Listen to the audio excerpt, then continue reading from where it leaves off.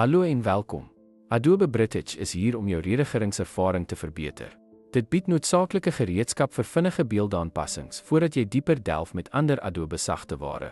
Alhoewel dit dalk nie so omvattend soos Liggetroom is nie, bied Bridge verskeie handige funksies om jou beelde te verbeter. Bridge integreer naadloos met Adobe Camera Raw wat nie vernietigende wysigings toelaat.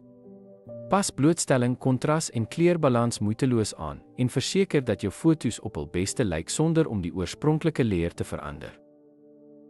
Moeg van die redigering van foto's een vir een.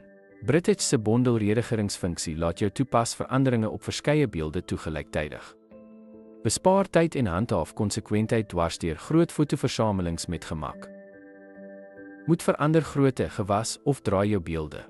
Bridge het jou gedek. Maak hierdie basiese aanpassings direk binne die sagteware, stroomlyn jou werkvloei en berei beelde voor vir verdere redigering. Organiseer en beskerm jou digitale bates deur redigering metadata in Bridge. Voeg sleutelwoorde, onderskrifte en kopiereginligting by jou beelde en maak seker dat hulle maklik deursoekbaar is en behoorlik toegeskryf word. Nuuskierig oor hoe jou wysiging sal lyk.